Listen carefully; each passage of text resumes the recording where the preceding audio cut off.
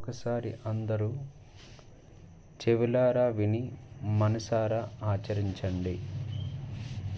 పిల్లలపై అత్యంత ప్రభావం చూపేది కుటుంబం, కుటుంబ వాతావరణం, తల్లిదండ్రుల ప్రవర్తన, వారి పెంపకం.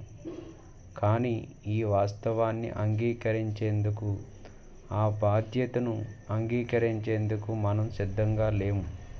ఎందుకంటే మన పిల్లలు తప్పుదారి పట్టడానికి మనమే కారణమని అంగీకరించలేము. తల్లిదండ్రులందరూ తప్పు చేశారనను, చేస్తున్నారనను. పెళ్ళయ్యాక పిల్లలు పుట్టడం సహజంగా జరిగే చర్య. కానీ పిల్లలను పెంపకం అంత సులువుగా, సహజంగా జరిగే చర్య కాదు. అదొక సైన్స్, అదొక ఆర్ట్. ఏ వయసులో పిల్లలు ఎలా పెరుగుతారో, ఎలా ఆలోచిస్తారో, ఎలా స్పందిస్తారో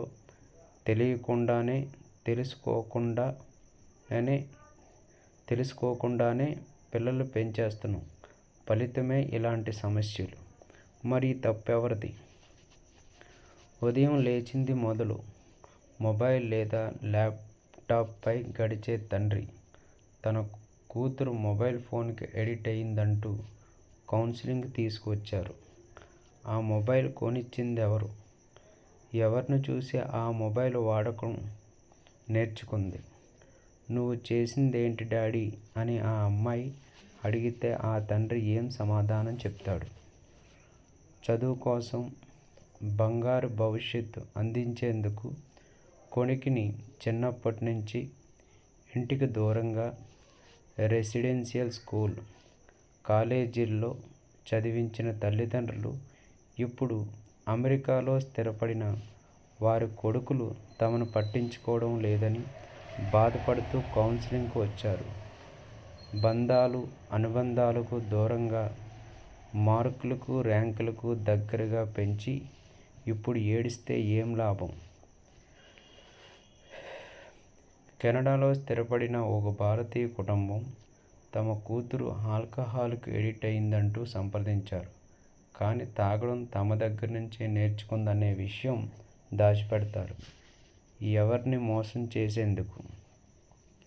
విజయవాడకు చెందిన ఒక వ్యాపారి కుటుంబం తమ కూతురికి రోజుకు 3,000 రోజుకు 3,000 పాకెట్ మనీ ఇచ్చారు. అంత పాకెట్ మనీ ఇవ్వడం గర్వంగా ఫీల్ అయ్యారు. ఇప్పుడదే సమస్యగా మారింది. కౌన్సిలింగ్కి వచ్చారు. దీనికి డబ్బు ఖర్చు పెట్టాలో, ఎక్కడ పొదుపు ఉండాలో తల్లిదండ్రులకే తెలియకపోతే ఆ పిల్లలకి ఎలా తెలుస్తుంది? తిరుపతికి చెందిన ఒక తండ్రి అమెరికాలో చదువుతున్న కొడుక్కి కారు కొనిపెట్టాడు. అతను దారి తప్పి ఇండియాకు వచ్చేశాడు. ఏం చేయాలో తెలియని పరిస్థితుల్లో కౌన్సిలింగ్ తీసుకొచ్చారు. చదువుకునే కొడుక్కి కారు ఎందుకనే ప్రశ్న తండ్రికి రాలేదు. అవసరానికి, ఆడంబరానికి మధ్య తేడా తెలియకుండానే పెంచి ఇప్పుడు బాధపడితే ఏం ప్రయోజనం? ఏం నేర్పిస్తున్నాం మనం? కొడుకు ప్రాజెక్ట్ వర్క్ కోసం ఆఫీస్ నుంచి ప్రింట్లు తీసుకొచ్చి తండ్రి పరోక్షంగా అతనికి ఏం నేర్పిస్తున్నాడు? నచ్చిన చీర కొనుక్కోమని, ఆ విషయం భర్తకు చెప్పొద్దని చెప్పే తల్లి కూతురికి ఏం నేర్పిస్తుంది? పిల్లల ఎదురుగా భర్త లేదా భార్యతో గొడవ పడటం ద్వారా మీరేం నేర్పిస్తున్నారు? ఇంటికి బంధువులు వచ్చినప్పుడు నవ్వుతూ ఆహ్వానించి వారు వెళ్ళిపోగానే విమర్శించే మీ నుంచి పిల్లలు ఏం నేర్చుకుంటున్నారో తెలుసా?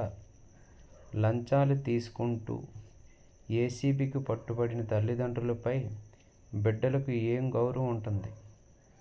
పిల్లలు చదువుతుండగా మీరు టీవీ చూస్తుంటే వారి పట్ల మీకేం శ్రద్ధ ఉన్నట్లు? పిల్లలను కూర్చోబెట్టుకొని జబర్దస్త్, బిగ్ బాస్ లాంటి షోలు చూస్తూ ఎంజాయ్ చేస్తుంటే విలువలు ఎక్కడి నుంచి వస్తాయి? మార్కులు, ర్యాంకుల గురించి కాకుండా ఇతర విషయాల గురించి మీరు ఎప్పుడైనా మాట్లాడారా? వారి ఇష్టాలేమిటో ఎప్పుడైనా తెలుసుకున్నారా? అసలు వారికి ఇష్టమైన కోర్సు చదివించారా? చదువుల పేరుతో లక్షలకు లక్షలు ఖర్చు చేస్తున్న తల్లిదండ్రులు తమ పిల్లలకు సరైన తీరులో ఆలోచించడం నేర్పిస్తున్నారా? దానికోసం రూపాయైనా ఖర్చు చేస్తున్నారా? అసలు పిల్లలు ఎలా పెంచాలో మీకు తెలుసా? అందుకోసం కనీసం ఒక పుస్తకం అయినా కొని చదివారా? ఒక వీడియో అయినా చూసారా? ఒక క్లాస్ అయినా విన్నారా? అవసరానికి ఆడంబరానికి మధ్య ఉన్న తేడా మీ పిల్లలకు తెలిసేలా చేశారా? సరదాకి విచ్చలవిడితనానికి తేడా ఏమిటో వివరించారా? వారి తరానికి, వారి జీవితానికి వారే బాధ్యులని ఎప్పుడైనా చెప్పారా? మీ పిల్లలు చెడిపోవడానికి మీడియా, సోషల్ మీడియా, టెక్నాలజీ కారణమని తిడుతూ మీరు మీ బాధ్యత నుంచి తప్పించుకుంటున్నారని ఎన్నడైనా గుర్తించారా?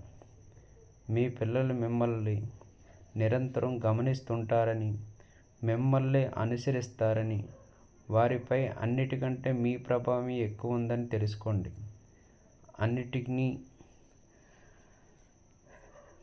అన్నిటికీ సమాజాన్ని తిట్టడం మానేసి మార్పు మీ నుంచి, మీ ఇంటి నుంచి మొదలు పెట్టండి.